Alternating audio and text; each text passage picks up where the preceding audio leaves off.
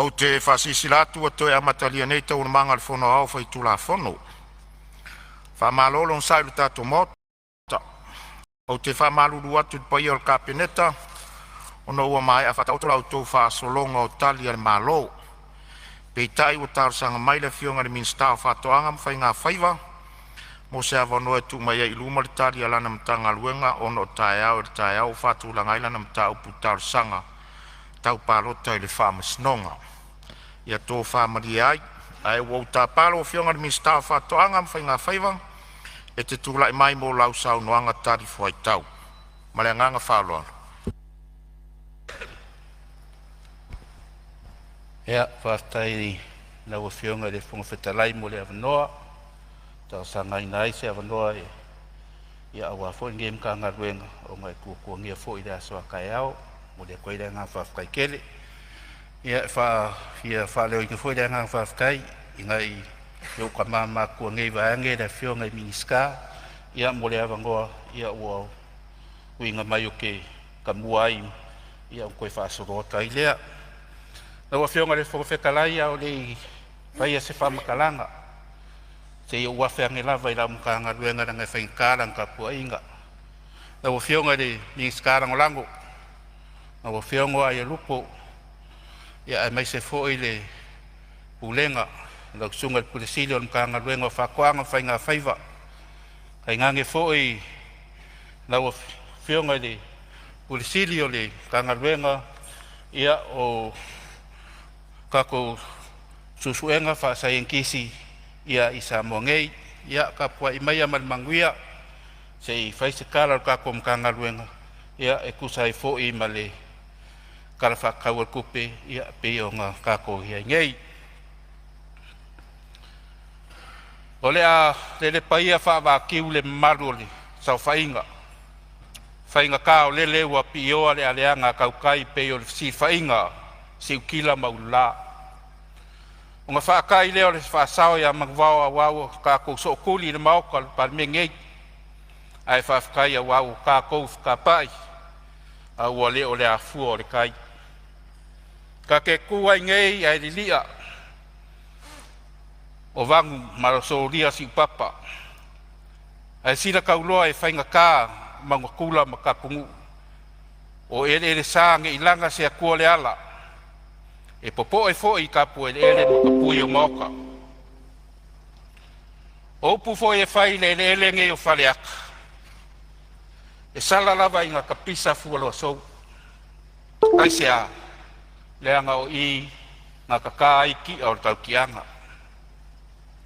E sala fo inga kapisa le kupua ma le lao ai lea. Ai sea leanga lea wai ka iei le paia maurunga. O le Fongousua Samoa. E kua koe le lima ma whakalofa i la wafionga le fonga whekalai. Kai ngange la wafionga le sui fonga whekalai o le moka. Ia e ui fo inga kako le mafukai ma le fionga le li Palemene. Ai ai le kalikongunga. Ia o lo mai moa whafonga mai lunga o penga ka whailangi. I ngā kungu e mamau ia kako kakalo pere manga o le akua ia kaulu le longa manga whamaroro ia maua se koforonga whawhikau ia kako whiloa i se aso o iluma ia mangia kele lau kakua inga whakalo whakfo i lua fionga i sui Palemene ia ali i makamaika i o ka pingeka whakalo whaku i minska langolango I liu le vai o singa, I le kua mat, a ka lo whaku I lau o fionga li, kai o le kua ngai, sui kai, ia a pia sui ma madu umo le maoka Palemene.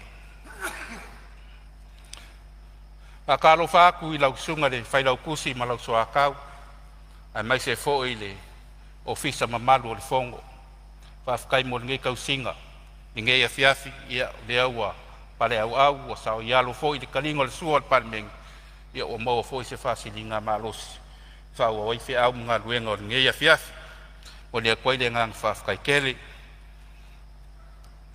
ia e fa kalo fa ku foi I le kapua inga mai ale Ia fionga le au mamalu al kako malo malonga masiofo.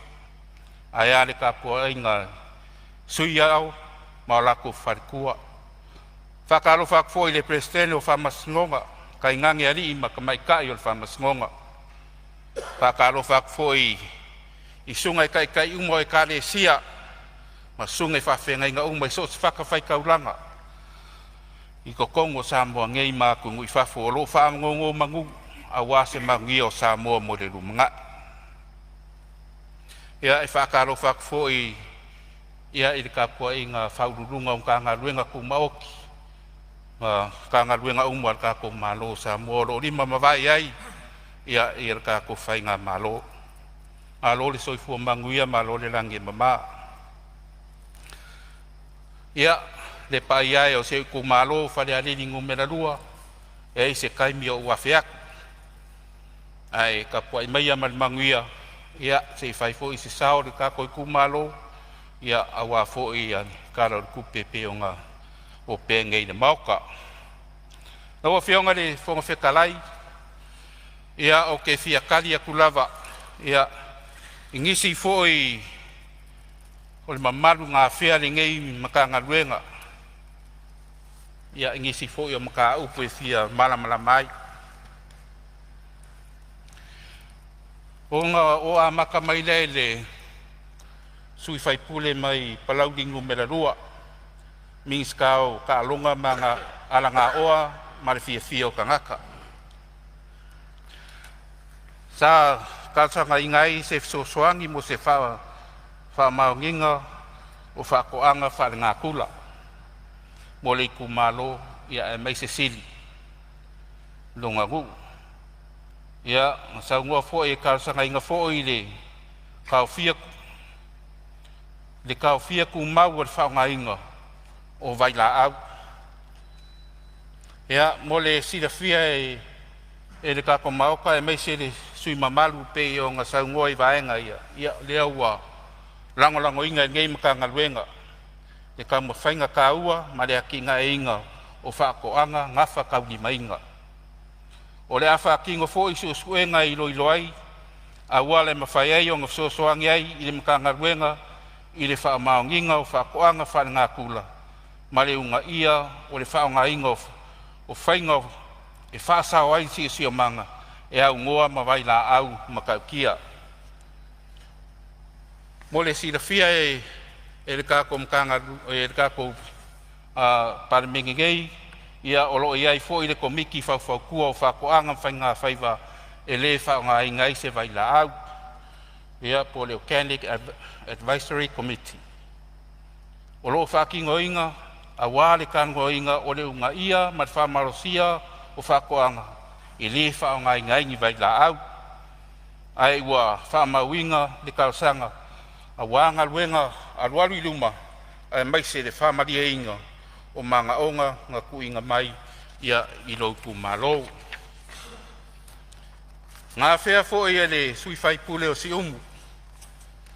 Ia le kausanga mo se whare aisa fau o ngā le kaimingei ia ngā le kasi le whare aisa o lo iai kua ia mai se fo i le kele fo i mali o le au whaiwhaiva ia mali au kaukai ia o le ngā whakauri mai ngai le whaonga ingo le whare aisa lea ia kausanga fo i mo le whaloloko ingo wawa i le ngā kai whale o le kumalo i ngā i mawhai ai o ngā uru whale wa whangoka pe a pere kai. Kausanga fo i mo i whailo ilo i le piko au mo le saunga le mu o wa whangoka ma le au kaukai. Mo le sirafia la ua whionga le sui mamalu ia lea ua karia inga le makanga luenga ngei kausanga. Lea fo i wa karkarangoa ku fo i le makanga luenga o whai ngā whaiva.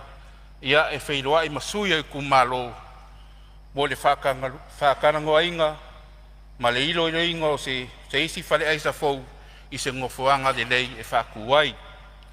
Ia mo kulanga fo i le whaloko inga o wafu ma ala ma waafang mo ala waafangoka ia lea fo i wa umang whaasoa i le makanga luenga.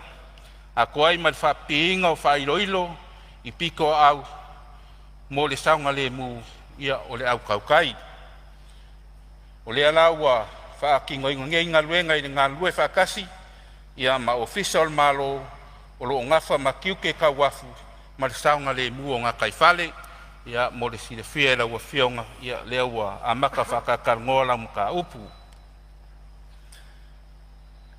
O le sui fai pule o vaisi ngango ngu me la rua lea sa fesiringia foi pe kalsanga inga ia le kalsanga mo le sila sila i le fausia inga o se wafu mo alia whangoka i whangasa kalsanga foi mo le fausia inga o se makeki o ia mo le kumalo mangu ulakange e peo sa kaua. Ia mo le silfia la ua fionga ma le Palemene malu ia lea ua ilo inga foi e le mkanga ruenga le ngei mka upu i le ngā rurue whakasi ia whakasi e foi ma ngā ruenga kele an malo ia ma wheraua inga e kusai foi ma la kwalsanga.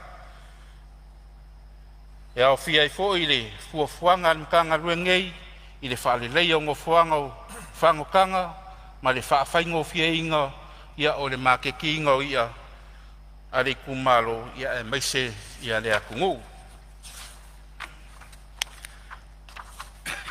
I le sui fai pule o anga maalua ia o le afo i sa siringia le mafua anga ua ave se ai le paketi ia po le polo kalame fo inga le o le urua i se lenga. Ia e fia malamalama fo i pe ai se a ua le koe fai ai le ngei polo kalame ka ua ia i le pakeki fou. Kalsanga inga fo i e koe wha awau le polo kalame o le urua i se lenga mo le aki nga inga o whakoanga. Ia mo le sila fia e laua fionga ia lea ua au mai wha maunga mai le mkanga ruenga. Ia o kausanga wharekupe lua orua kasi, lua orua.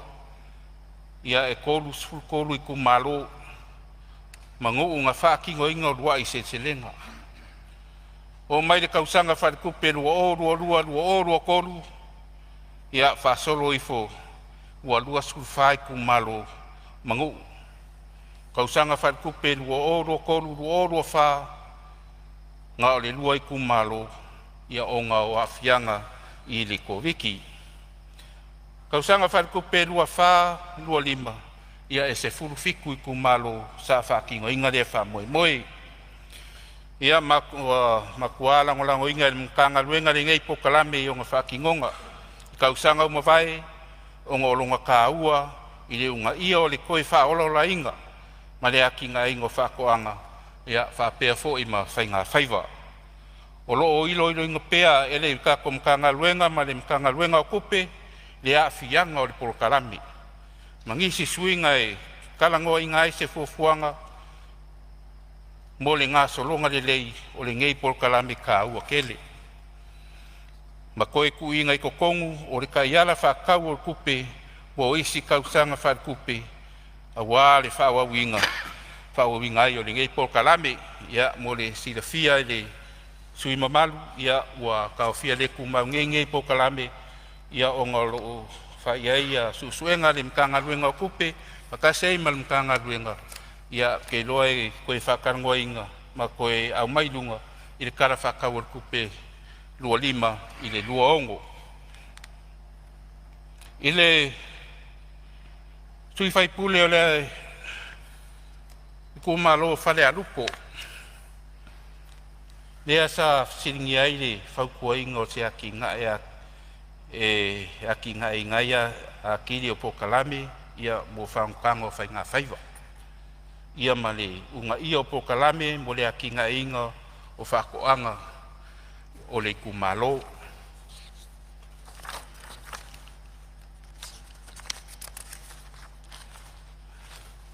Ia mo le silafia e laua fionga, ia lea ua whaamawinga fo ia le makanga luenga le ngei whaukuanga.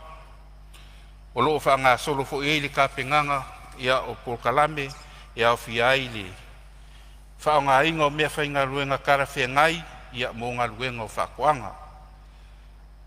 Le whaalelei o awala, mangofuanga o whakoanga ia ma whangokanga.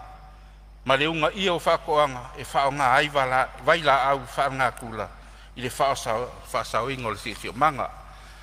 Ia a ko ai ma le kako milionga peionga kui ngaku i o ingalo a wako i foi ia le fisosoangi al kako malo ia i le au whaifakoanga ma le au whaifaiva. E lui fio i folava le whaifakoanga ma le au whaifaiva e kalsanga ngi lako foi mea whaingaluenga ia e manga o iai. O le fisosoangi ngar kako malo ia o loo kui ngaku mo le au whaifaiva mo le au whaifakoanga. I le sui whaipule o whaleaka ngu merakasi sa siringi ai pe ai se a ua ave se ai le 5 se lau suluafe mai le paketi. Ia o le sila fia e lau a fionga sui mamalu o kai mingei o lo ilo le mkanga luenga le koe whaasoa ingo le pakeki mo le kausanga whare kupe fau. Pe o ka ua le kaimi o sola ia o lo ngā rurua le mkanga luenga o whakoanga mwhai ngā whaiva i se whaakaika inga po se whaakakianga mauku i le whaonga inga o ngei vae ngā kupe i ko kongo o kausanga whare kupe e au ngoa ma se kupe kokoe. O le a wha malama akiri le ngei maka upu ia i se kaimi e karangoa inga i le pakeki i le Palemene mo le sirafia e lau a fionga. I le sui whaipule o alipaka i kupailunga ia po le a fionga fo i le miska langolango si se manga le asa kasanga inga mo masingi ia a kongu fo i na leo o walala mai i le whaipule fo i o whalena kai masamakau ia o lea fo i sa saungo le vaenga lea kalosanga ingai mo masingi mo whakoanga ia mo le ngau singa ia o whakaoanga kalo ia maisi lava vaenga kalosanga mo le whale leia o ki ngae ia i le ngā kai whale. O le sirafia e lua fionga ia o lea ua whamauinga fo i le kalosanga ma o le afso kai ak fo i le makanga luenga i le mae ai o le whapake kinga o masingi pe o ngā ua i le kausanga whakup fo a wale whaonga ingo ngei masingi. O le anga rue so ka waku i le kou fonga whawai mo le whakaungu inga o le ngei manga onga e maise ia o le aki ngā inga o whakoanga ia mo le silafia i le kako Palemene ia o masingi ia o lo i o i le makanga ruenga whakoanga mwhai ngā whaiwai ngu. Wa wai o ngā whaonga ia o ngā lo whakakia ia kaiala ia mwhai ngā whawai ia wale whaonga inga o masingi ia le mwhai o ngā kua ngoa aku ia pe kuaku se kulanga fo ngale vakuroa ia whakaukala mawhai ia aleanga mai ia wale eise se whaia alkaimingei ia lo whaanga ioi ma whaaso solo ia fuafuanga mkanga ruenga wa aleanga masingi ia e kaunga ise insingi e kukongo le mkanga ruenga e koe fo i mai le masingi ia awale koe whaleleia ia e meise fo ia o lo fukonga i fo i le kau awale whaonga inga e kako au whaifakoanga ma le au whaifaiva lo kau kukunga i le kau ia inga ia maua se kau pau ia awale kinga ingo o whakoanga ia mangisi lava kalsanga ia e pei o ngai ia mole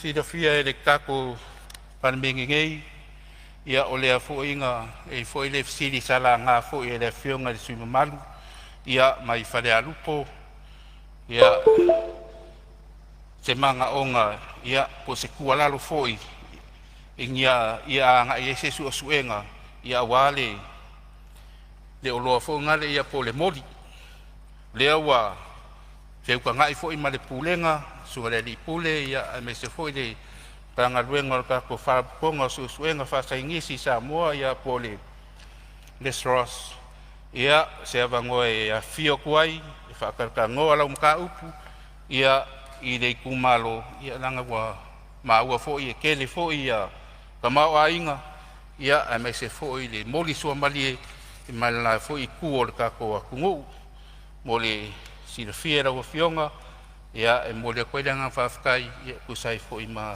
lau foi ku alalo ia mai se foi lau paulanga langa ia wa foi le fa moi moi le wa fa mawinga le ngang fa alalo e le mkanga ngei a kongo foi le koe pose lilo le silafia le mauka o le kasi lea o angava kau o le Sros, o le ngausia lea o ngi o loa fau, e whao ngā ai fua o whae le leanga, ia ma whaakoanga. Ma ua maa ea o ngā ngausia ngisi o loa, e pei o le whisky, e ngā osi mai le kalo. Ia pe ngā fo i le whalawa maka, e whai mai le ulu, o le breadfruit, flour, o loa e whai ai ki kau mafa, e fo ai e fo ai ia le mai suka mali koko mawarunga. Pei o le pepper tea, o vai la au e tatafi ai au angi maua oi se siama, ia po ngi mangu whala fua fo ingai, ia po le hand sanitizer. O loa anga waa fo i ngei o loa, mo le whakauaku i mā keki fafu. Ai o loo whaanga social pea ngau singa o isi o loa e whao ngā ai fua ia o whaakoanga. E leo koe mamau fo le kausanga fau ia o ngā whaamau kūle o se kasi o whale sue e pakingo lava mo le ngau singa o so se mea whakau mafa. Food Innovation Center. Ma o le mangu lau ki o le lako whale sue o le ngau singa o ngi o loa kau mawhafou. E le ngaka mo le whakauwi ngaku i whafo, ai o ngi o loa e whaiki ki ai a whamai. O le lua o maka upu ane maka ngā luenga, ea ngā whaari le whinga ngalo le kaikai o le kuangai. I longa po le ngā o ngā ua pauau i ngā sei ese le kako o le Sros, mai langa ngā wakau ia o loo whaakingo inga o ngā susuenga mongi o loa fau e ngā osi mai fua whae le leanga ai ua ngā iaku i isi susuenga kau whaasai e ngisi. Ia e whafkai ai lau a whionga le kai o le kuangai o le whaipule fo e malu mai le kumalo le pā ia mo le whamangaku malonga ngau ia kumau makulanga le leipea le kako Sros ia ngā susuenga whaasai e ngisi. Ia maua makua whaamau inga le whinga ngalo whamangaku mai ku mau pēr whaakingo inga e le Sros o suasuenga mo o loa fau e maua mai whakoanga. Ia mo le silafia e laua whionga le whonga whekalai ma le mamalu o le maoka e le ngaka i suasuenga ma le ngao sia inga o loa fau o ngā waa ma le mawhai o ngā ngafikia o loo ua iai ngei i le kako whalabukonga o suasuenga whai sai enkisi. O mawhai e le Sros o na whai so se suasuenga whai sai enkisi o loo whai i isi aku ngu e peongi sila ia maau se kālia. O whale suasua e le Sros ua au sia la fua ma pāsia whaavao mālou. O le ngam ka kia o se kulanga ua mawhai maloa iai le kako Sros e whai so se suasuenga whaasa inkisi e peo suasuenga whaasio sio manga suasuenga wa afianga o suinga o le kau e a fia i fo i ma suasuenga o le afianga o alikikai ma le sami onga o vaila au onga. O ngei suasuenga uma whai o ngā whai o ngā o le kari aku i mga onga ai e le ngaka ni panga luenga mwhalapukonga le malo ai o pisingisi ma whalapukonga kumaoki. E ngā o le pau ia mo le siafia e ngā o le pau ngā o mka upu ia ngā whaali kāri ai whinga ngalo suia whai pule malu e ngā i whalapukonga o susuenga whasainkisi ia i Kongo Samoa.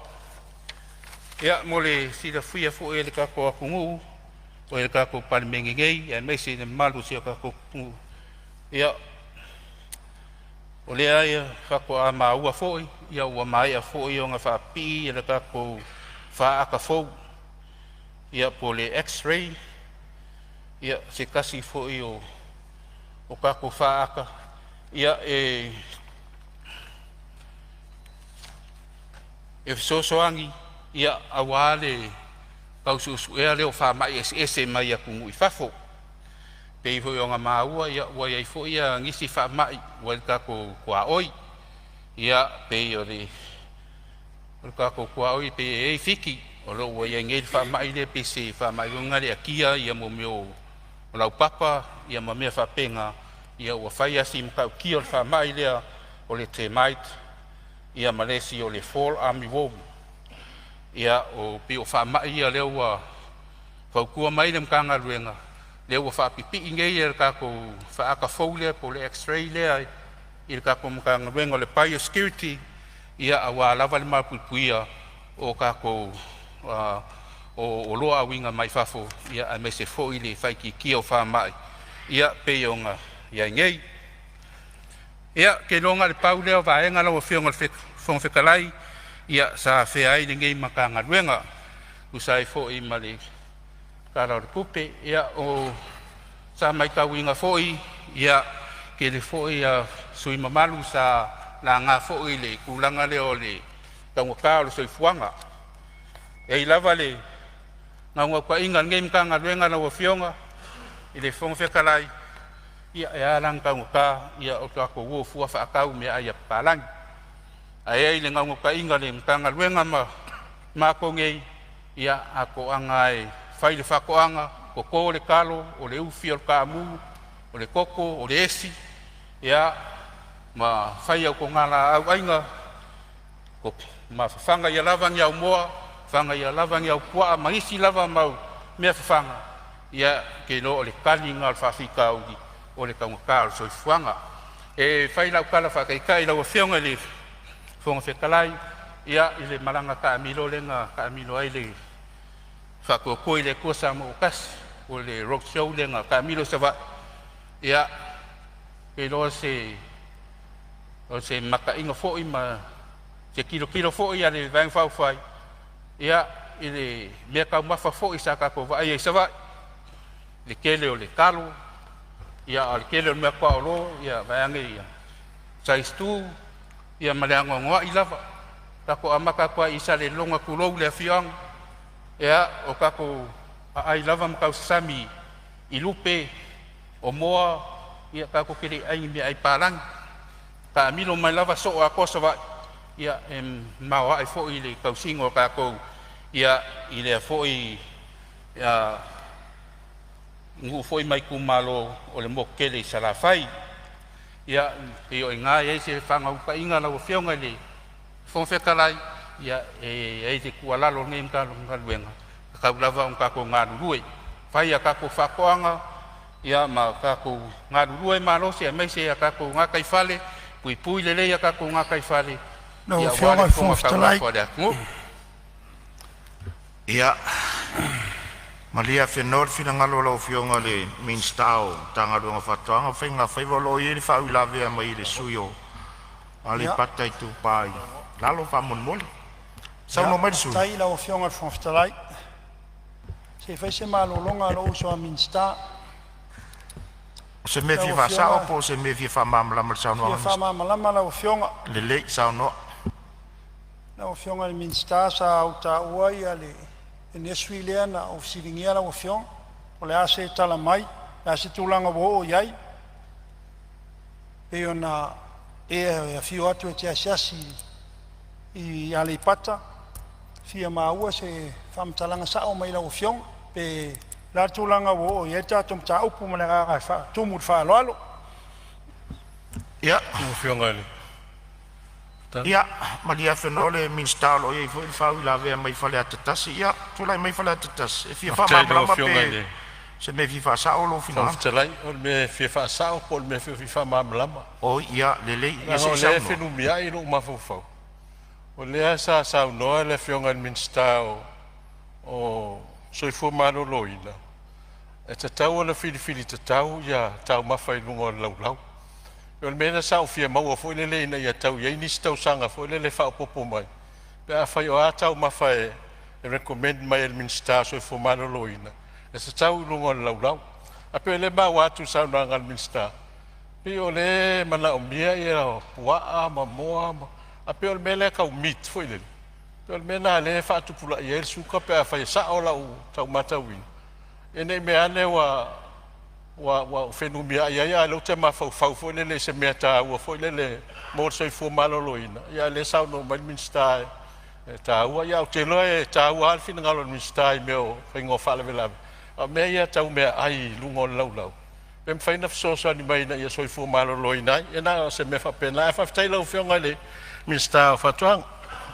Ia, maror saunoa o te langona ea ui e lo langona voi. Ia, o lo soifua maloloina o lo iula wa au. Au ia le atua tu pero o whionga le minsta tarifu ai tau tu sa whau lawe. Ia, whaftai le. Ia whionga fo e le. Tu fia, ia, ange fo i le paia le tu malo. Ia, le ionga o kali mua kui laua whionga. Ia, o kulanga fo i kulanga i kaumawhaka. Ia, o le, o ngai ia ke o le kali o le. Laua whionga lava le kali o le vaenga lea. Ia, la lango kua lalo aku na mkanga luenga. Ia, inga ia whakupula ia whaikikia i le makiwa. Ia, malele kango lima.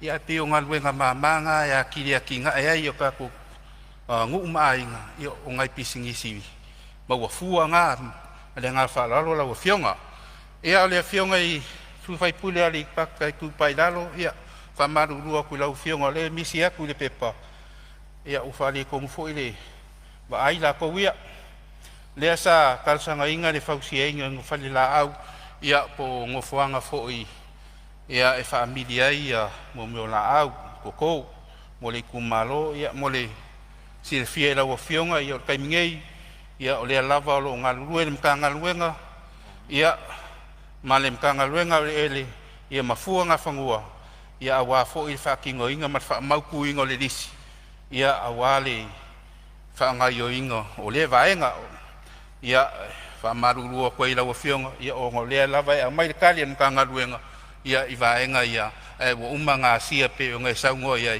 ia o le lava sa o koe le se singa ia le fo isa sia le skonga ia o la lava e ku mau le vaenga le pe o e kausaungo ia ia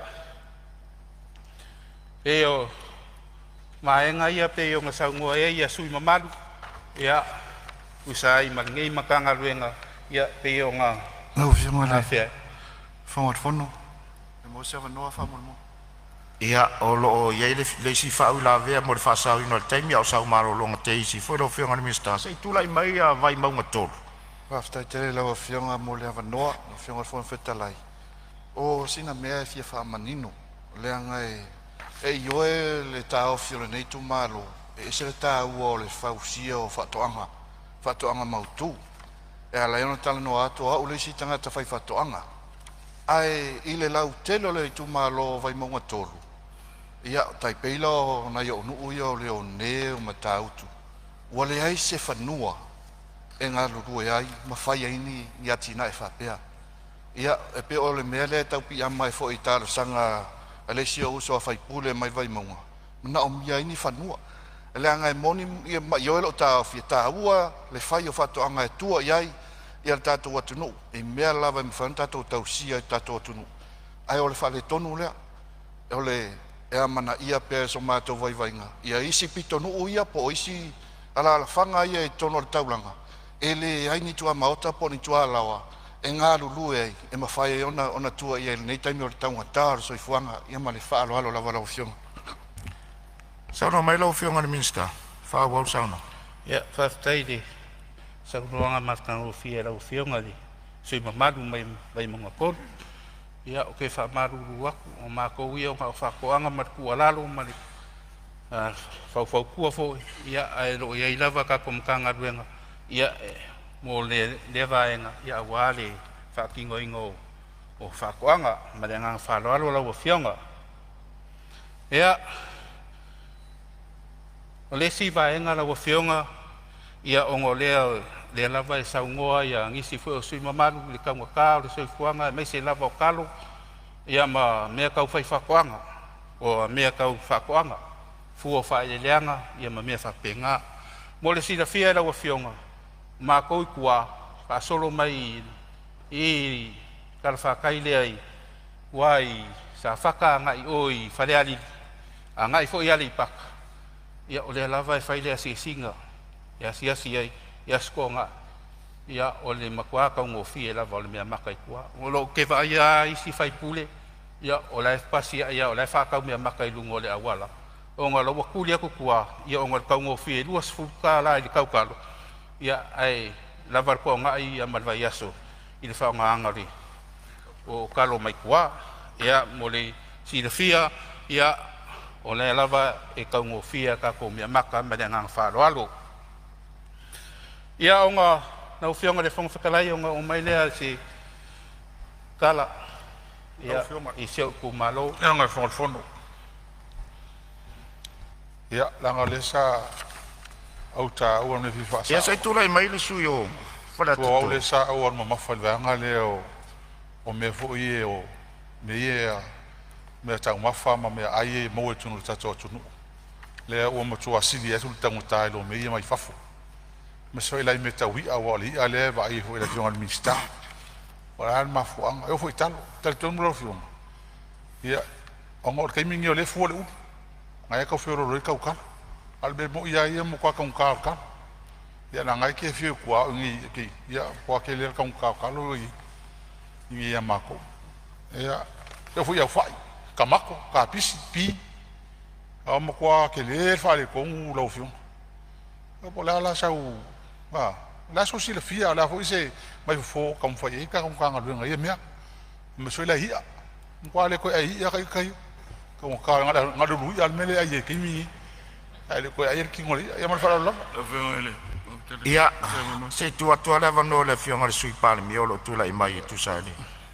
Tula me sauna. Fionga te lai fa ma wina le finangaro le fionga i le sui fai pule o faleata le mele tolu. Ia, sa te lele ta uaran saunanga e winga i le tau sui fonga. A me se lava le tulanga o whaatuanga ma le tulanga whapena i le tau a iai. Ia, ele ina ona whamanatua i le sui.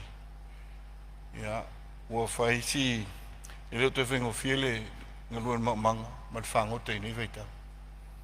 Wa alu lunga le tutongi o tanga tawhai ngā luenga. A si sila fo i ngā luenga i le tau mwhainga sa iei i aso i sa lua tā la tōru sufu. Lua tā la masene. E uma le lima tau sanga taluai, paeng taluai. O oi lunga i le whata la valulua. Le tau mwhainga fo i le nei vai whau whai. Nei whainga malo. Tau whai o le onu tā la. No le sila vaenga o te leita mai tie.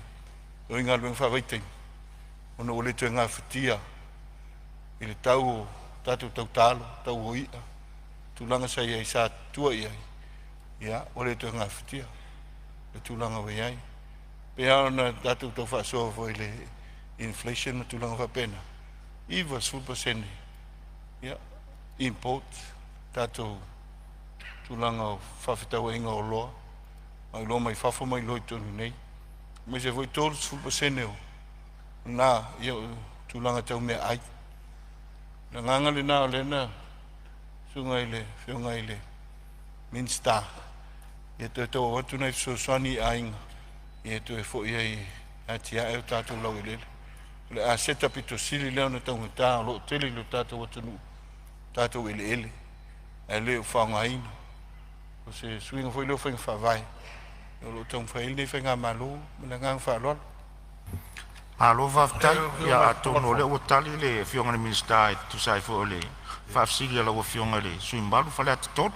Tai e o fi fa rongo le sanga le fionga miska na le ma fa sanga i ma wa le la alu fiku ka sanga o miska fa kwanga wa le hola o meka como singi fo i fa e mechanization le po ile mai singa ba pe nga suai pala ma ko ka ma ko ma pi ma kapis e wa e nga sa ngo fo ile chai chai lai tu e me ho le mo po a povi ia ale fia kana wa fe la sang wala wa sang mai le sui Palemene le pa cost de ko fe si lo ia wa ki le langa alu kan ko ia me ko kia al miska le fia sa ngo mai le la okay kuria la fio ko me fa la e le fio ia se tu pela va no le fio al sui Palemene le tali tu au fa ele al fainga malo yan faing fa vai pe le nganga le na ne te mi se tu le fio al minsta au le nganga le na le te un fai tu le ngang fa lo malo va tai ia o le ai tau maua tu ale ngofo le vai nga fotonu vo le ia le ai tu te sila fia mo tatulo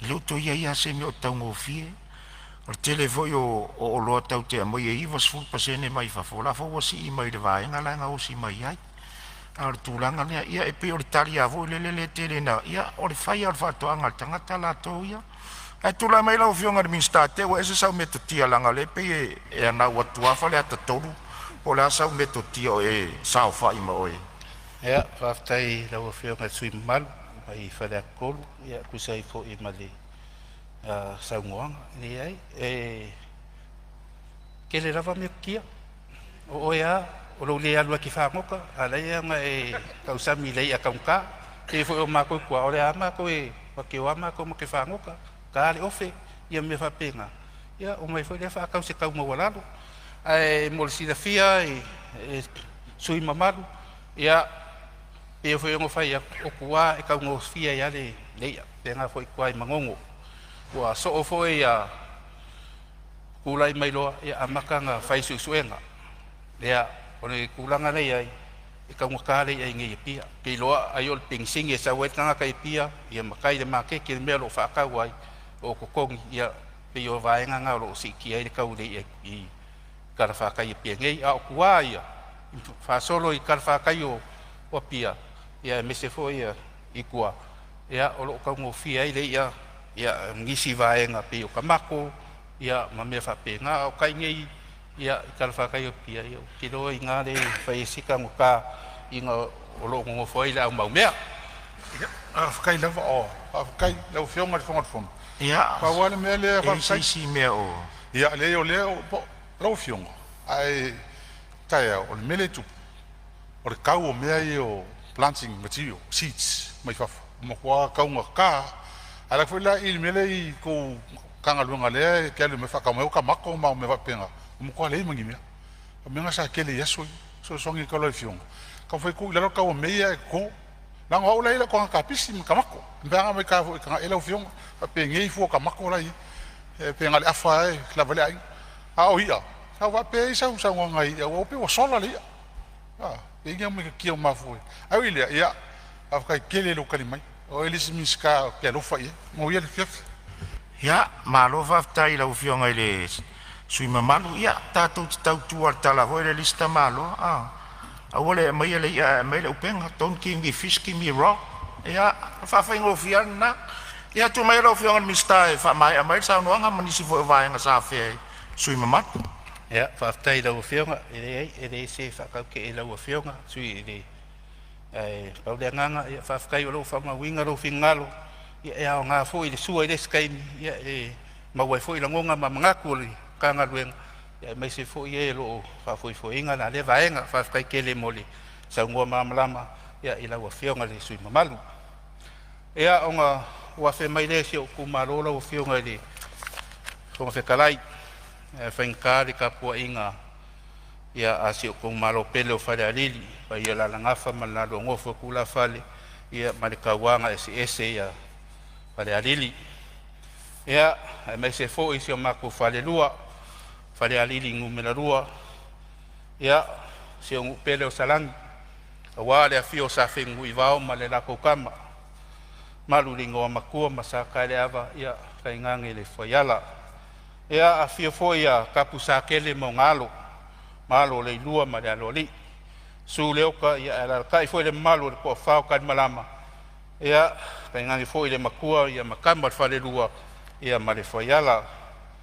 ia afia foi le kaufia mo kala lei era kai kaufa ia ma le laukinga laulelei afia foi alo sa mala ulu ma le makua ia la koa Ala kai le whaleongo male lau whikalainga whakili o kapungu. Ia ma oe sa whakili mali umai ngā po ole. Kula whale at kuia kua ia ma lau whikalainga le konga. Ureu pua le ngā whaialanga. A whia foi ki a makufunga whale mseo ngari. Ia aira kai ia le mamalu le whare koru. Ia o mangaku ia o pa ia o si o kumalo. Ia mai lava i sa poe, kulailai, salangi. Ia sa kele mseo ngeu. E whawheiloa ia kuai si o kumalo whawhkai kele. A whakai le ko mangaku mai. Ina ko sui whakauwa. Mai se fo i le koe whiwhiri o lo whakauwa. Ia e kaua veinga le kufor ka koe kumalo. Ia ma se koe luang yaso.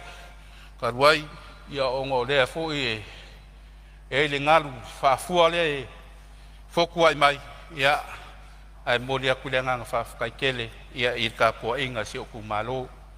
Ia e mai se fo i o se ungu pele o salangi. Ia i le pa i o le fio sa whengu i wao. Whawhkai kele lava moli. Amanga ia fo i o si o ngei whakauwaa si o ka kongu. Mai se fo i kulanga ngai ai le kako kaimu o sola. Ia o le lava sa koe fo i a kui kua. Koe fo i a kulava kako whianga i mwhaikala. Ia i kulanga fo i wo i ai le Palemene peo ngai ai le kausanga o sola. Ia ai mai se le vain whai pe sa kau kua i ai. Ia o le lava sa mai lava ko kua lalo. Ia o le mea lava o ke loko ia he whai. Ia o le ngā lava. Ia o le ala lea, lea o koe whaua waile. Ia le kamuwhainga. Ia awa fo i le ngei lima kausanga pe aku sai mat whingalo le rei. Ia e mole aku fo i le nganga o le whawhkai ma le whamalo i le kapua inga. Le pa ia lau whainga ruenga kokofia le akua i so se whakawhai kaulanga i kokongo se o kumalo o whare alilingu me la lua. Ia e lau sunga i le koe inga whakongo. Lau sunga ku moso i o sia ma le wharekua. Whawhkai mo la lua kakalo. Whawhkai fo i mo lua kalsanga. Ia e mai se fo i le whaukua. Ia i lo ngei kanga ka whakauwaa. Ia whakalo whakfo i ngai o makua whareanganga.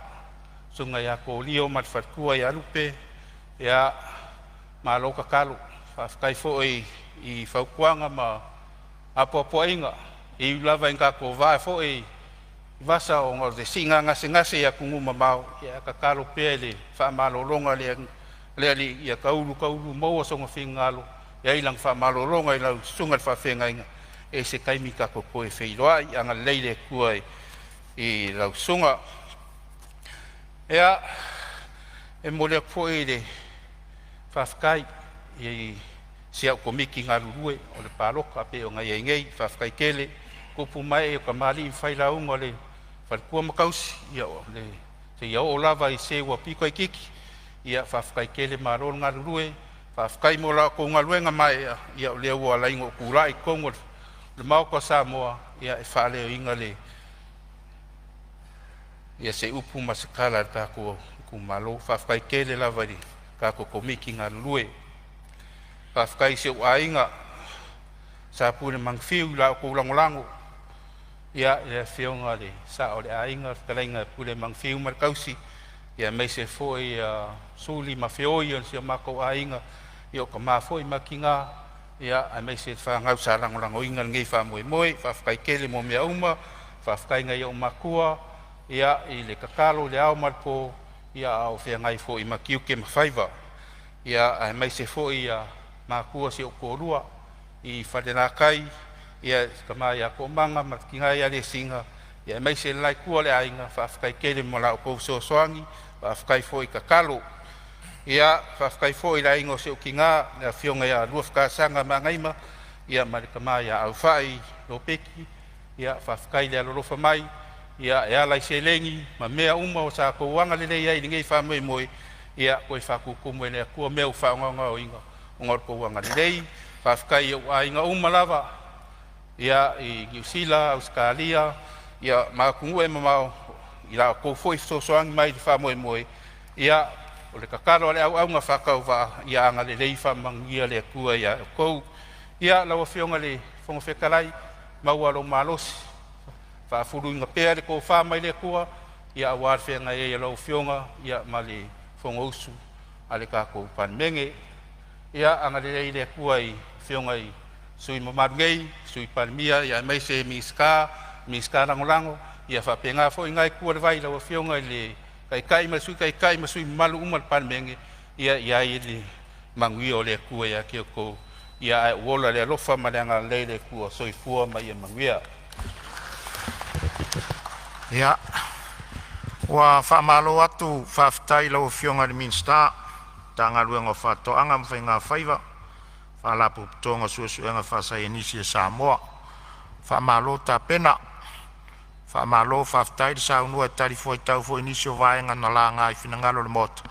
Ia, le umanino le leil whafonga mai a suis fono fwoi na langa nga whinangalo tu sa mtanga luenga, whamanui atu no fwa, le mtanga luenga mai se lau whionga le minsta, ia, whamanui atu fwoi no fwa, ni vaenga fwoi o whongare malo, whiangai malaua whionga, ia, ai mai se fwoi ue sauno i se ngalu e whafua, ia, alo whangia le tua le whamoe moe, ia, whaftaitele mo le tapenanga, ia, o lea ua tātou toi se e atu, i le whangasolonga mai na amata mai ai, ia, ua tātou o atu le mtanga luenga fsota inga, ma whamtalanga tekonolosi, ia, ma le pule whatonu, Palemene o Samoa, ia, tulai mai ala o whionga le minsta e saunoa, nisi foi o vaenga na whaalia iai whinangalo o le Palemene e tūsai o le mtanga luenga manuia le saunoanga.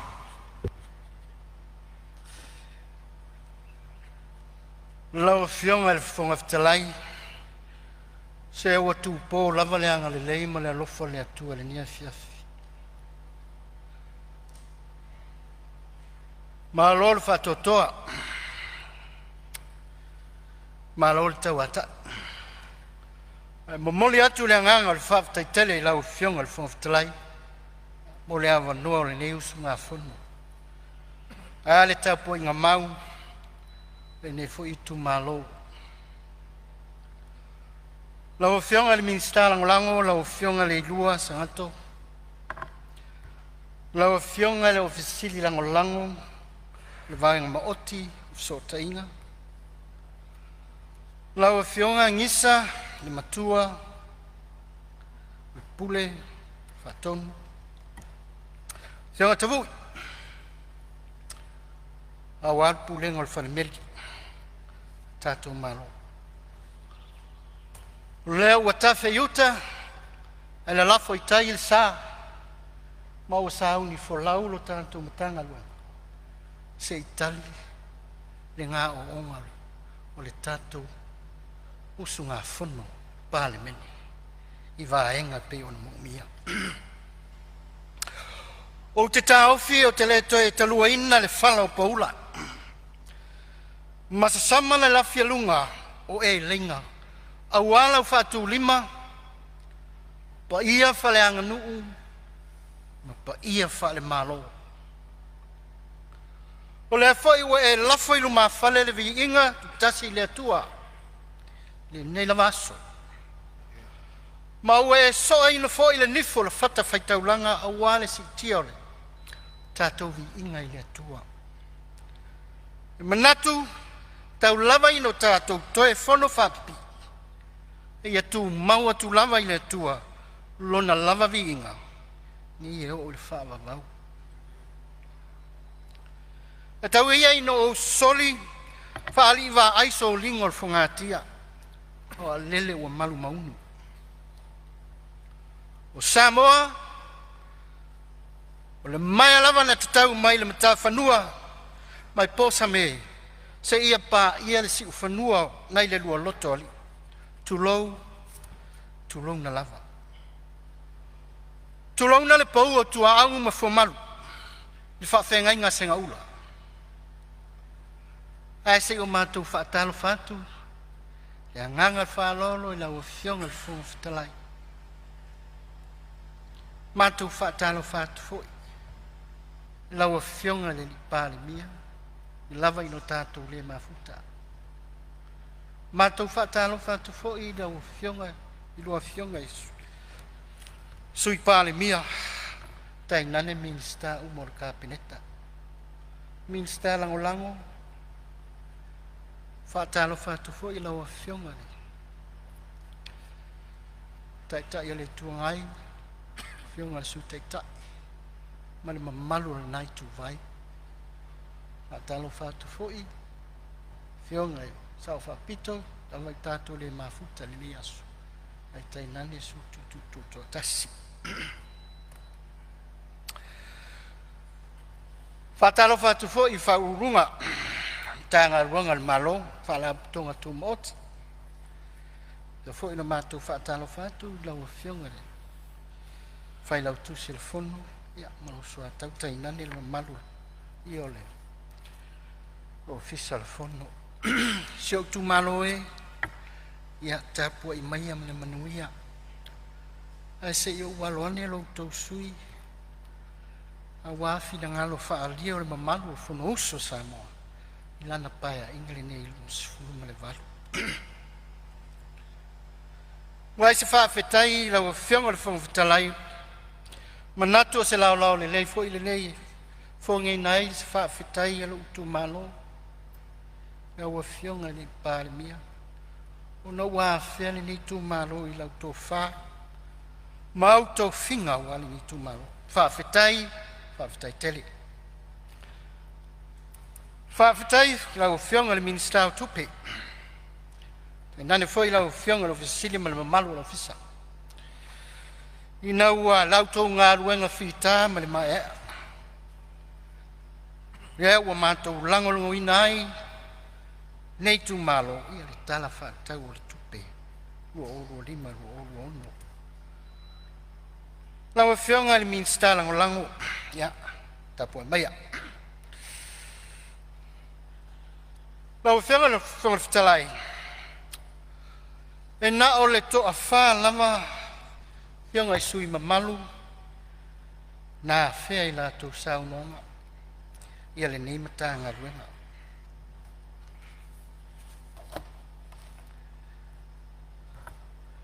Whionga I sui mamalu whaasale le anga tolu. Sui mamalu I whale alupo. Sui mamalu I whale la taimi sa matau.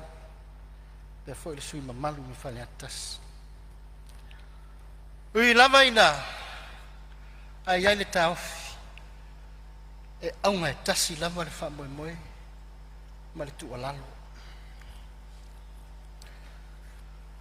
Whaasala le anga tolu. E ai le taofi tati tā mo whatasi. O le leo fe so ta inga a wale ati na eino to mai maanga wa fa so poli ai na tu ioe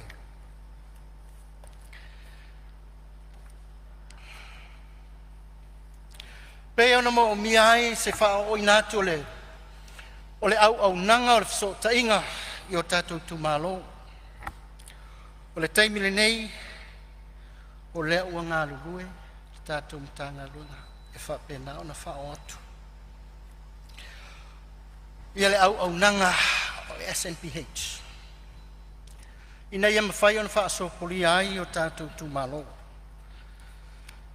O le SNPH, mo le taimile nei, na o te tonu lava o le taulanga,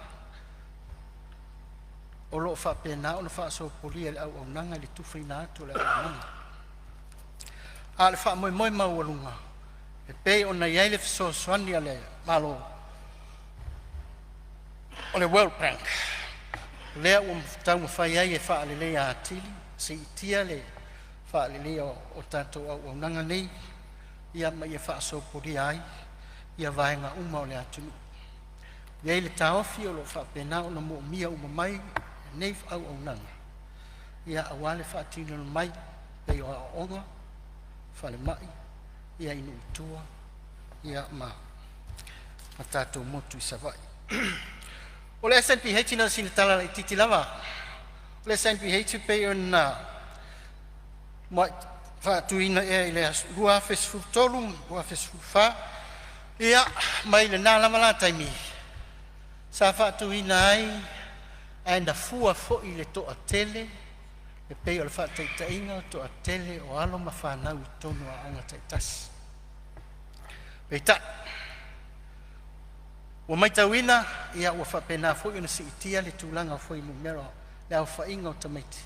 Ia e whapena fwoi la ona si itia ai whaopoponga le whao atu o le au aunanga ma le tautua o le fwoi au aunanga. Pao sina tala i le tātou company telefoni ia ua o atu i le iwa 10% o le iwa 10% ia le te leo le tātou atunu ia o whapena o no o atu ai le malo sianga ia o le tautua o tātou o nanga telefoni.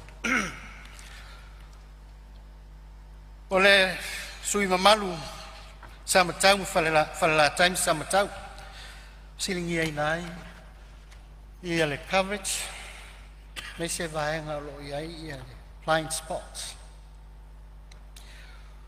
Wa iai ia vaenga e tango lima iai ina ia fisosoani iai i le whawhitau li e peo na tula i mai ina ua le vaenga ia tau o blind spots. Vaenga ia ua le mwhai o tu ina atu ei le au au nanga. O nei tele mafuaanga ia o mafuaanga ia wha company o lo whapena o na wha o atu iai i le au au nanga.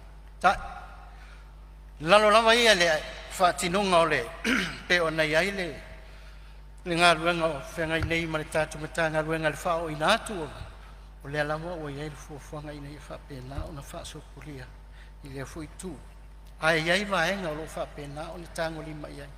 Pe a whai o a fia i a sia vaenga i le au au nanga i le tau ina atu. O lo iai i le tātou ala leo, ia por company satellite leo SpaceX, ia le whao ina atu le satellite Starlink, ia ino whanga ia, ai, e iai on tau, ia mo le au au nanga, ia au se vaenga na whai ona tātou, ia mo le nei taimi, ia au whapena o tau mwhai atu le tātou matanga ruenga whao atu, ia le au au nanga. O le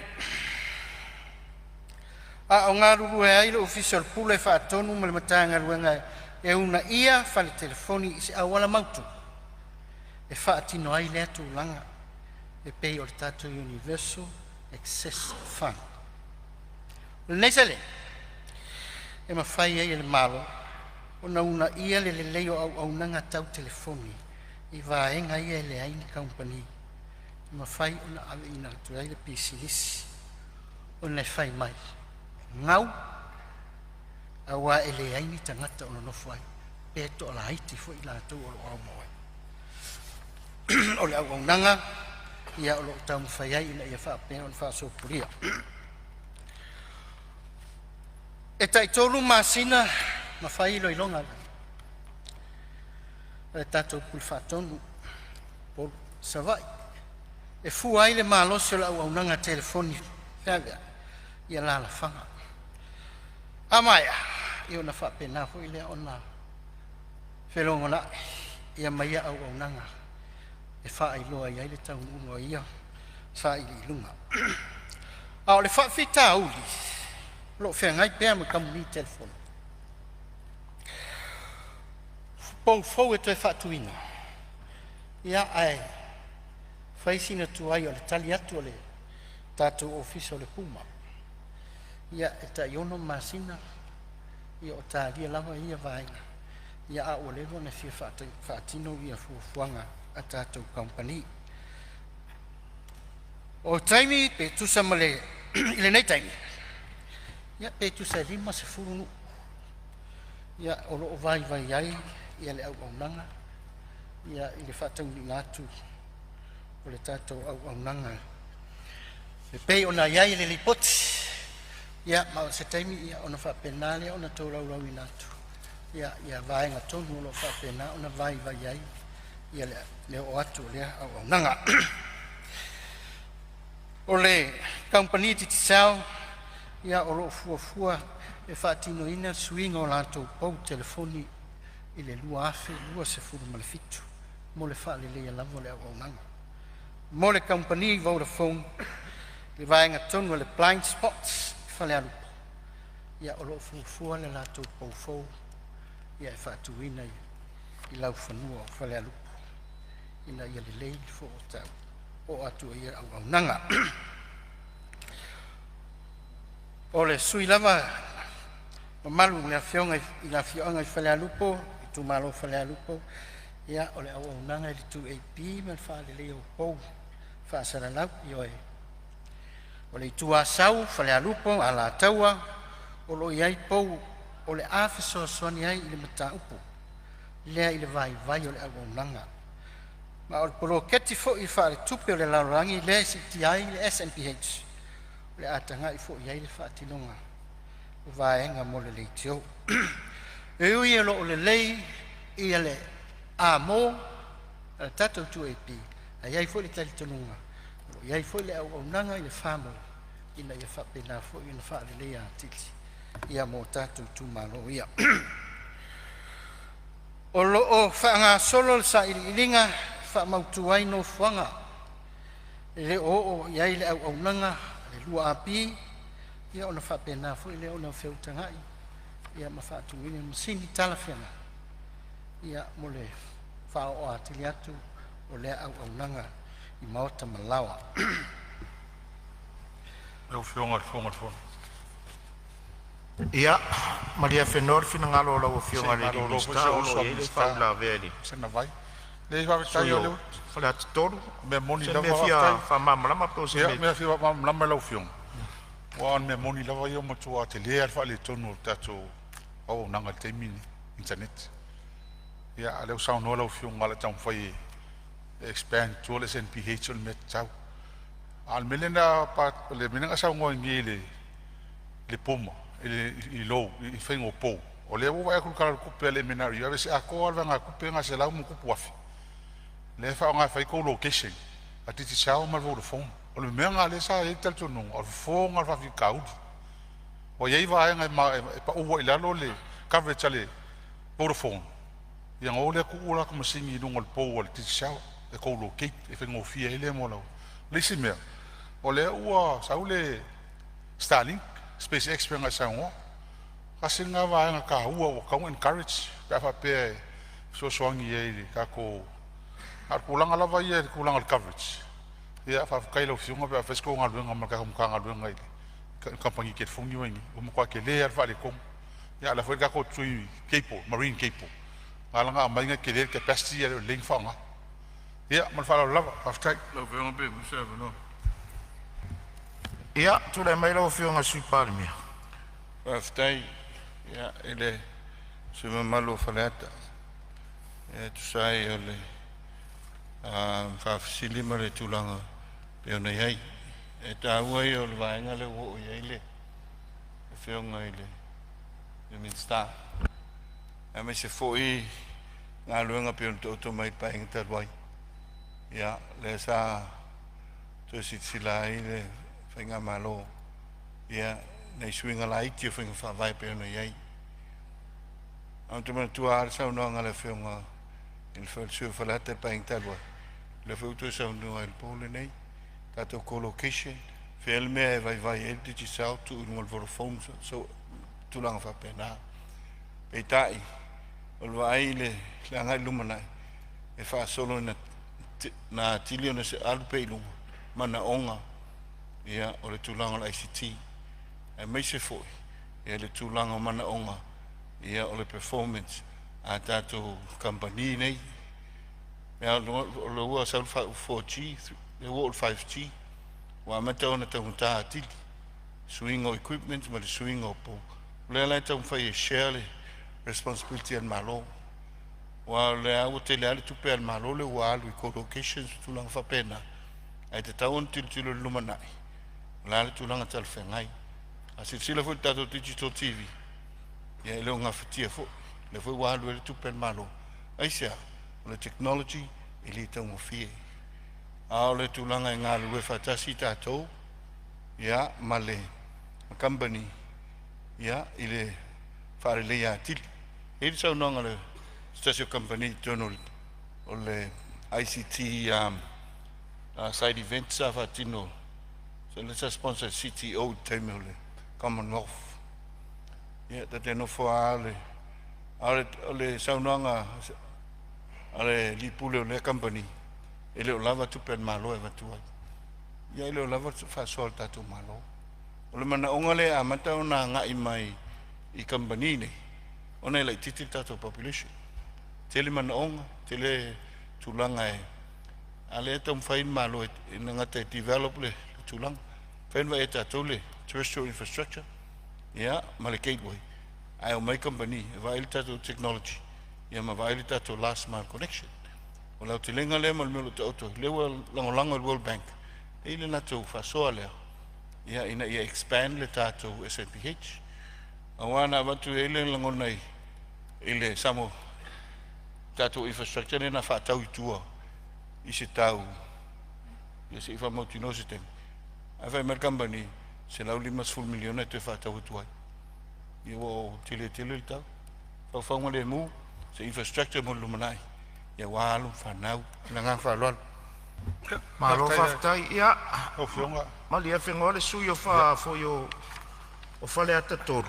Le ai o leo wau tiro sa o tua I vaenga o mai ele tele I saunua le vaenga lea. Leo wha manino atu le vaenga le tele I saunua le vaenga lea lea I klata sua.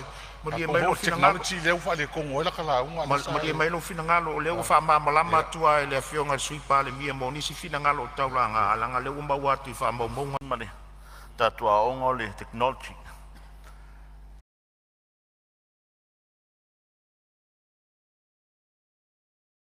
O le tatou technology, internet I tua, ia onga manu, taua whale alupu.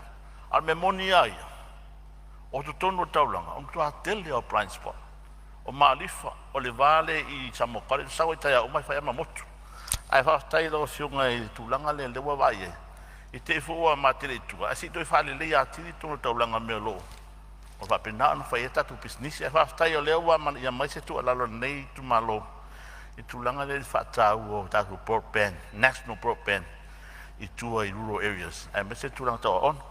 Ia whaftai fua lewa tāu wa sura whai a tōru tūlanga le Starlink. Pen whai ona anga ia tu ia onga le waanga le walewa. O pruvene maa nei a tele le, vokalame le Starlink. Pe se fua le maa loe. Pena ona tu whatu tu ia onga. Pa pena fua ona anga ia ele tau tua. Ma se au nanga mai tūnu tua. Whaftai lau whiunga whaftarai. Malo sa no, ia, tua tu pele avano lo whiunga le sui pan mia o lo tūlei mai. Le na le sosonia le whiunga ona. Le whiunga le minsta. To a wha, o iaso mena iaso. Ia o le tapenanga le whatu tua I le tu sa moutas. Mai le lata usanga le wa mata o na lue ai. Whamawina le tūlanga iai, a sila I saunanga le whiunga palmia le sa iei pai inga lo sutfit. O le lumana I le, o le technology, ma le energy, o tātou. Ia, le hawha ia nā ngā iai, a whapeo le lumana I le, e te tau na veo se responsibility al malo. Rather than, nau le iai o le tātou tupe. Le anga o le tupe whainari lunga malu I lalo. O le iai peo, e ngā teima COVID. Teima COVID I nau whale ton, whamoe malunga tātou internet connection. Au internet connection. Luma ta whaioi nā business. Ona me taun fai, tauna avel malo tupe e sosoani. Pe ta ia fa pe infrastructure malo. Fin fa pa ula te co-location ia vai as, pe ia masin, pe tau sanga ato. Aole awala le sosoani to. O le tau share the responsibility. Business male malo. Ile tulanga lo tato technology. Ai pe ula nganga le ina ia to tau fai to tapu. O vavele alu lunga technology. Ia I was slow ia tupe mo. Anai e tātou company. O le nganga le tau shares, I tūlanga Starlink, whamawina le nganga whaftai. O le tari le na au mai so swani e tātou business. Au Samoa fo. Au Samoa e 5 futa la Amerika. E whatu sa nisi ma tunu o le Pacific. Pau asi tūlanga le diti. E le te le se tupe maua tātou malo. Mai le Starlink. Ai whawhitai o so swani, area, easy areas la ia. O lo o whare tau noi le service. A le ngā ngale na e le tau mwhai e e unai tele. Ina se iwanga nā ua. O isi tupe le leia le tātou malo.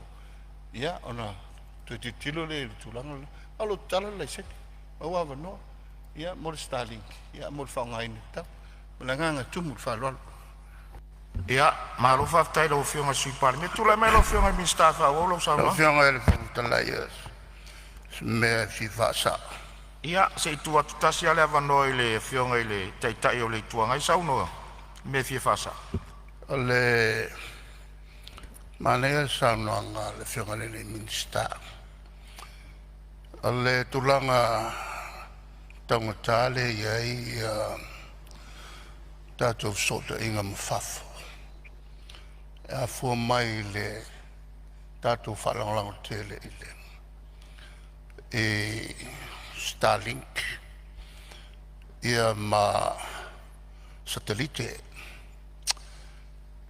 a le iai le tātou lava cable communication e alo atu i lalo le sami ma e tolu a tātou connections e tolu li leia tātou outlets e le o whaonga te lea ai pitu sili atu o na tango fie ma whātua tuaina ia fsota inga ia alu lalo le sami. Sa o awai le fono lea ta ua le sui Palemene. Maina o ave fol sili le tango tātele o lato o le tau o le whaonga satellite. Ia le alavan ta tino mai e sui sai ai. E sao. Ia ona e pila na sao noa le sui Palemene. Ia to te tangata ia le lava for competition. Ai tau al facile silanga le whionga i le minsta. Salo e le on tātou to tilu leilava. E le mafuanga o tangata of sota inga ia whaonga ai tātou keipo se toru. O le tangata o le olea sa whai ai i al titi sao. Ma le Vodafone i lunga le community o lea e pūlea ma whātou tonu le tau tātou sota inga e walatu i tātou lava cables i lalo sami. Pela o sa utu o lalo. Se toi tilo ia i vanga lea. A whaltu la fono e tone of essence o rua lea. Langa ia il conflict of interest. Se tu o lalo o te whamalo atu il minsta. Mana i tele lana lipots. Ia, se tu atu lea wanoa lau whionga sui Palemene. Tu lai melo whionga sui Palemene. O se matangi angi malule whalonglongo. Saunanga muli ale whionga. Angol mele o levana na nau iai. Ni tapenanga nesa sa wakako tato keipo le nei. Nino ye il vai el fainga malol tulanga to otoai. Au lesi le pini. O le tulanga to otoai. Ia, le unga lue. O levana ave le tualalo. Peitai, ese tulanga to otoai. Le usau no manino le. Ia, e tolu tato keipus mol me mon. O le tasi tato tuisa moe alua ngai. O tato I fiti. Ia, e linki ai lunga ia mo tutua o ia. Tato tuisa moe le na. Tasi le keipo e alu manatua. Ia e alu e tau I tahiti. Kone ti vai ia i tu ia moto le tu sae. Te tasi le keipo le kone te tato uma ma tutuila. Keipo le sa ona il malo Samoa. Ia mal malo tuila. Ia e anga e hawa. Ina ua whatau e se tatu aseta. O whatau e se ai ia le keipo le na alu tutuila. Wa alu mai le Vodafone. Ia ilo le ma shares le Vodafone.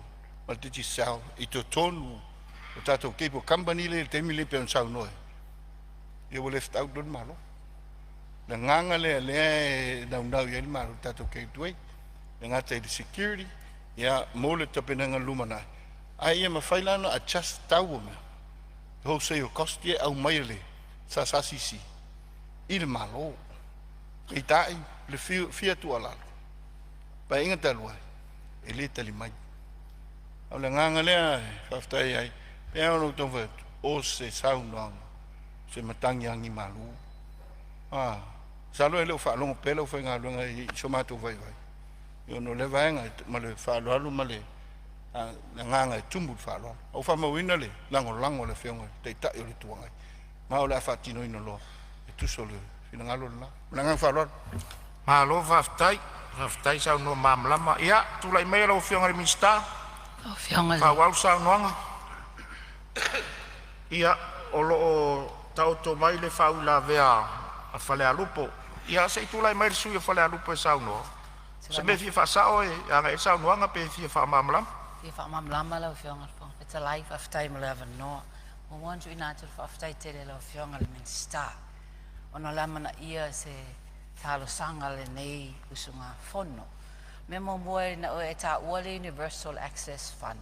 O ta uale o fund le na, a popu atu mo le sila fia.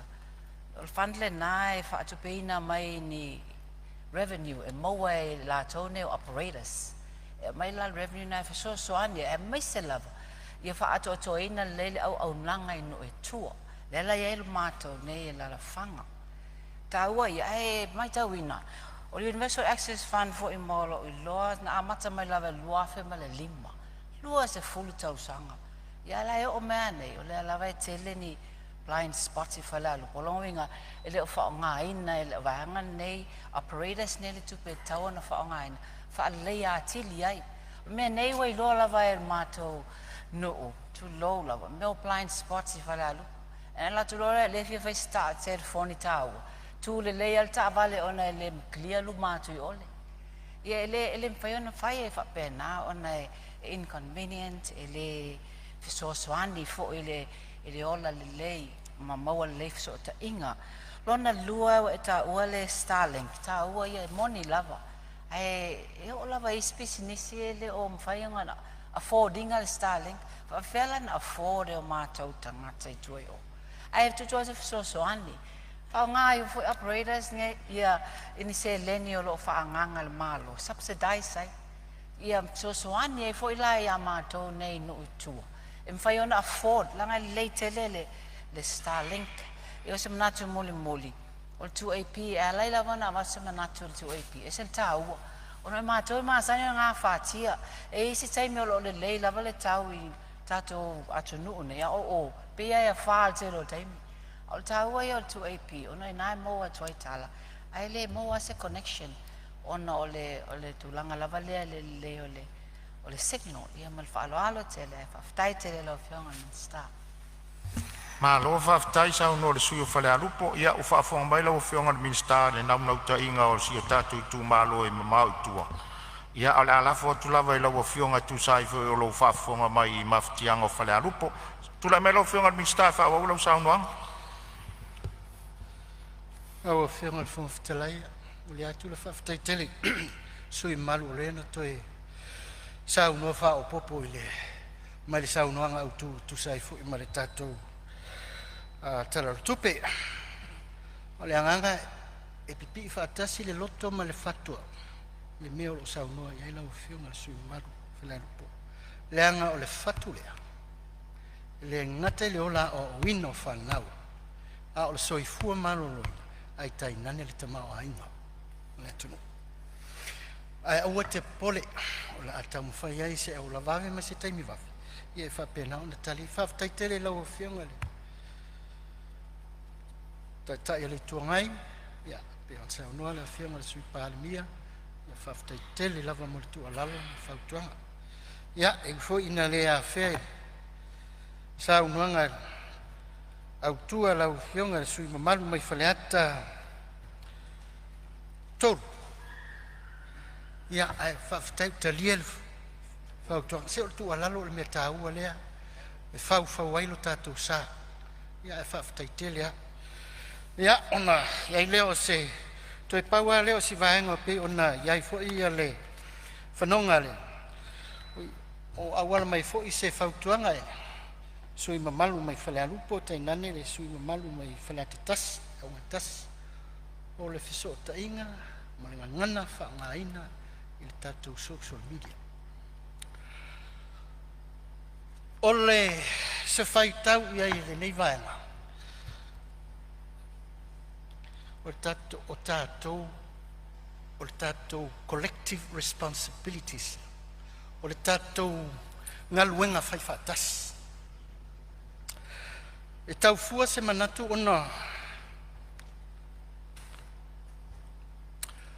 ua le masino, ua matu ia, ua taungata, ia saunoanga, ia matusi-tusinga nei lungo penga te whailangi. Ai tātou tilo i se fofo ma se vai fofo, e mawhai ona fo i aile whawhita au. Lea lea. O lo whaatino ai, ma sa whaatino, ma lo whaatino i fo. Ai pea. Ia le ngā luenga le tātou mata ngā luenga. Ina ia mawhai ona whaao atu umai tu mālo ta itasi o nuu, awhi o anga. Tai nane o sosa i ete ese. Whaala putuputonga. Ina ia momoli atu le whiau. O le whiau, tautua nā lau anganu. Tautua nā lau whaakerusiano. Manatu na le paulea si vaenga e mawhai ai o na tautu i titia, ia ma taulongo sa ia i fo i lātou o lo. Whao ngā ina wha leta tau, ia le nei fo i au o nanga. Wana o tātou lava. Pule ma malu ali i ma whai pule. Tai nane mātua ma whanau.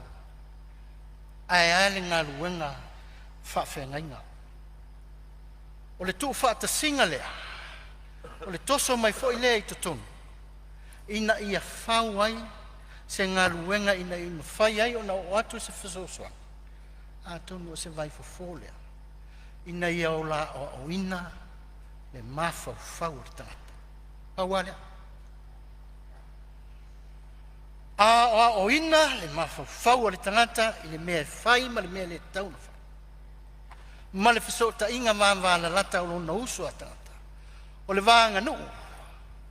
Ai tai nane lo whaakerisiano lo tau la mua, lo whaamua. Paulea se vai fo lo tau mawhai e le tātou matanga. Ina ia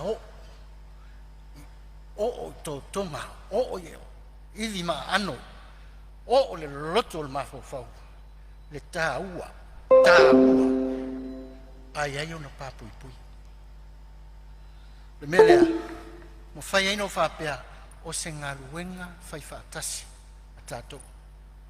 Tātou i nei le tātou Palemene. Ia whionga.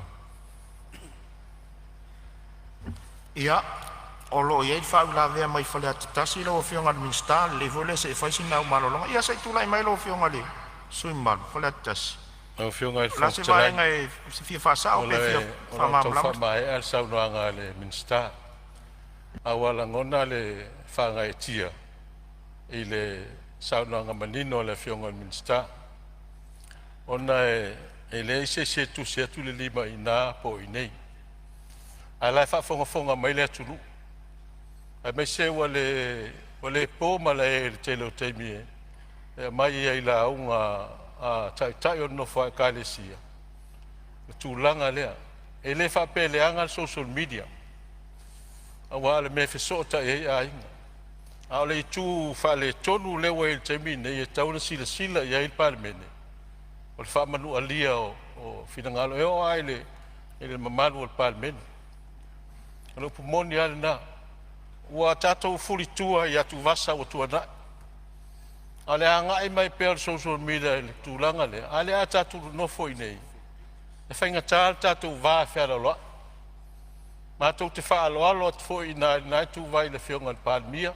Sui Palemia, minister o kapeneta. Whape fo i minister o ngana. Malawa whionga le whongfitalai. Ale whafonga mai le tunu. Wa alofa atu. O le atu langa e fo ai whawhita uri. Ia, o te loa le whawhita uri o ngonga le o le i te mine. E le petia i tātou vāda nofo lei. A whaia mo o mia sa mo file mu, ma sa mo whalfani, ma se atunu kerusiano. E mo mori lau whawhita i leo ma alo mai li ofi. O le la sila e le minsta. Ia sila foi pulenga maru ali, foi pule. ina ia maua mai le feau.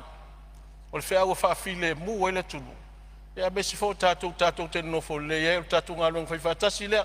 Ai whaaftei tele lau whionga minsta. Le o maua atu lau whina ngaro. Ia, whaaftei tele fo i lau whionga ele. Fonotaga manuia le Fonotaga Palemene. Malo whaaftei le sui o whale atatas. Ia manatua nei mata upu pe ona sao nofo ia le sui sa whaawila vene sa o le lei. Ua ia le vau i whangalele ua pe ia le tau alunga manua. Inisi fo i atu maunga te tele o le tātou atu nu le vātapu ma le vātapu ia. Ia ai whaaftei lau whionga le minsta o lea ua e whaafonga mai ti mai al Palemene. I se awala e whaatonu folau ai penga ta whailangi o whao ngā se. Mo ia fo i o le ele vai ngas futou rot whaavai. Ia al mai tau ale nei vai taimi ua le ai se vātapu ia fo le ua i le tūlanga le ua iai ua tiu tala loa nga ngana ia. Ai whaaftei lau o whionga le minsta pe a wapeo e se whaato whala inga. Ai tula mea lau whionga le minsta saunua e whaawau le saunuanga. Whaaftei lau whionga le Fonotaga. Ia, o le atu fo i le whaaftei tele. Whionga le sui mamalu ni whale atasi. Ia e tusai fo i malonga lango ngawina. Ia o le nei tau mo whainga mal wha moe pe o tātou alo atu e. Mo le sila fia. O tā penanga nea le tātou matanga luenga i le ono fwa. Alo sa ili. Ma tā ili pēi ni awa noe ma whai ai o na fo ia wha fita au li nei. Pēi lava o na wha atinoina. Ia le lato road shows. O wha ingoina o le Samoa matala. Whai mai le Samoa matala. A vale to lima le wha moe moe lea. Tātou te taunu u Samoa le manuia. Tātou taunu u Samoa mali pe lepe. Ia ma wha pe la ona le maua le vata puia. Ono tātou value sia. Ia, o le vai aso fo ile nei. Pe ona iai amatalia mai le aso ala nafi. Aunga, saunga le mu, ma malutia au wala o fisota inga. Mana ia ia o le wha malo si au le sunga le wha whengainga sa whengai mo le amataina o le lotu la suana nafi. Pa wala au wala o fisota inga o keriso. Keriso.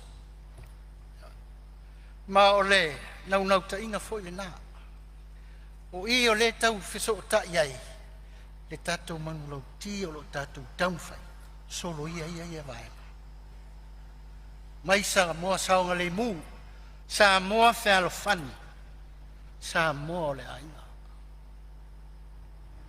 O le aunga lea. Lea la whatau nu ai le vai aso a toa lini. Ia le lātou fui wha lau iloa. Te e atu ai. Ai a wha mausali. Wha mautuina. Malu pui puia. Saunga le mua o wala fisota inga. Ia, ua. Manatu o si vaenga tō titi lea ua mwhai ona o mai. Ia, ai ona o le o hio mai la whionga ile sui mamalu mai whala la time samatau. Ia, ai o tupese langona. Ia, tu sai fui ma vaenga. Isi o vaenga pe ona siringia. Salo la atali ele officer fono inga luenga pe on ile tele o tātou pepa wha o ngā ia e mese le mauta fono le nei ai o le tali la vai ale matanga luenga o le whai unga fo i le vai aso le nei wha atui nai ma wha lau ilo ai kalame wha ingoina o le one government portal al tato matanga luenga e anga tonu lava i le vaenga pei ona iai se tu alalo ana fionga le sui manu fale la time samatau ia ole vaenga uma ia ima fai ona tu i titi ai ia le whaonga ino tātou pepa ia ai whaonga ia awala whaona poni ia le tiktito transformations anga iai ia ona afe mai le O te vai lupe ina le saunoanga matanga o fie whaalualu ala o whionga le minsta. taluai o ua tātou tō ai mai fo i le taunu unga le tātou ngā luenga i le nei aso e tūsai fo i le lafo le tai au, ia ua iele manatu. O le a whāuau sau noanga la wafionga le minsta pe a tātou tō i taliu mai le aso a tai au, ai mamori te le atu le whawhitai. O whamarole on sa i pai o le Palemene, e le whaingo fie le tau mo whaingo le tātou ngā luenga le nei aso. Ai whawhitai le lava papale ma le whātoa toa o mo whai au na whātino le te le o tātou ngā luenga. Malole usfono, e whaapitas whawhitai la wafionga sui Palemia ma le pai o le kapeneta mo saunoanga o le nei aso. Whamalota pena, o lea ua o mai le tātou taimi manava o te tau fo na whais tātou malolonga. Whawhitai Samoa i lau tāpua inga, ua e manuia Fonotaga lau Palemene le nei aso ona o lau te talo. Whamalo whawhitai, alofangia le atua whai ngā malolonga o le nei afiafi. Whawhitai atu i whaururunga o mtanga ruenga, whaalapo tonga tumaoti a le malo. Whapea foi niso le mamalu o le atunu, o lo tapo ia pea lo tātou maota nei. Whamalo whawhitai mo le tapua inga. Pea o tātou te tala i le nei afiafi, ia pui le li i lo utou awhiwhio atu. Aia tātou te lei toropo, o te talo sanga atu i lau awhionga i le suis fono mo palauli lua, se e saunia se talo e whai wai le tātou fono, ma le anganga whaloalo. Tātou talo. Ua whaifo mai tai ua wha e mai uta i whaiva o lau Palemene le nei asu. Ma ua lau se saa o mātou whaiva. Mātou tari tonu fo i ua wha pe nā le mātou watu nuu le tangata malana sa tau wāti nā e le nei asu. Ora mātou tari tununga pe ana le se nolo wa nganga sa e taito o rua mai le tai au si sengi se iau o le nei e fiafi. E le mawhai o na tau manuia o mātou whaiva i le nei asu. Lala lea mātou te le i fautu ua mataapi. Mātou wafe atu lava i la ua fio se iau mātou whafo i atu le taulanga o le vi inga o le whamanu ma le whane tanga i lo usuafa. A wae te tau lava maono mea i ate oe. No wanganga sa e taito o lua i nei aso. Ni ngata o le ionga i le fonga whetalai ma le ofisa o le fono le tawawa mea ina o le fono tanga ma le fono usua Samoa. Tai nane o sui ma malu uma. Pasiri le mātou whawhitai o Iesu whaola lo mātou li, ma lo mātou whaola e tō tasi na tau o lunga na ngā ruenga le lei umai lunga sa tauro. Na ia mamama ma ngalo i mātou le whanau ang sala. Na ia mātou sao whangātua i leola e whawawau o uma na e sao nia mo i mātou. Pe a whai mātou te tari tonu ma whātua tua i a te oe se i o i louto e whio whārua mai. Mātou te talo, mātou fautu ua, na ngā le lei e au whamunuianga i lunga o le nei maota. Mātou te tai o mātou le mafuta, ia whaato toa le whaamalo longa la o fio. Te teimi o iluma, mātou whelo ai, vi inga e fo i atu i lo suafa. Lau au sina ma ilato uma wa tusi matuaina i tono le nei maota tama. Mātou te talo whaato toa lau whaamalo longa, le soifua le tino, le mawhau e siri le ngang. Ta apea whatuati le nei e fiafi no mātou fola wala, tai tama la o fio, mātou tini tau nua i ainga. O le vi inga e fo i ate oe. Tau whai ura tau au whire ni e fiafi wa e siri fia mta upu. Ka mātou soa lau puleina le tai whanae o suinga fōu. I nei vai taimi a e meise o le whao ngā seina upenga ta whai langi wa mātou tari tonu. Wa na o lau o fio lava e fili e mu wailo wa tunu. Mai ia whainga le anga le li o le laro langi. Mātou wala autama. Ia anga le lei eilo fili e mu ia Samoa a toa. Ma wha pale mailo walofa. Wha mangalo yo mātou whale tonu, a wa o maila o fio yo mātou loa ta ua le ola wha mangalo atu, ne ia wha mangalo ina mai o mātou se mangsal. Iesu whaolo, Iesu lelei, wala toila mātou talo. Amen. Mori atu le whamalo le o whionga ni mistalonga lango mtanga luenga talonga malanga o mori fio tangata.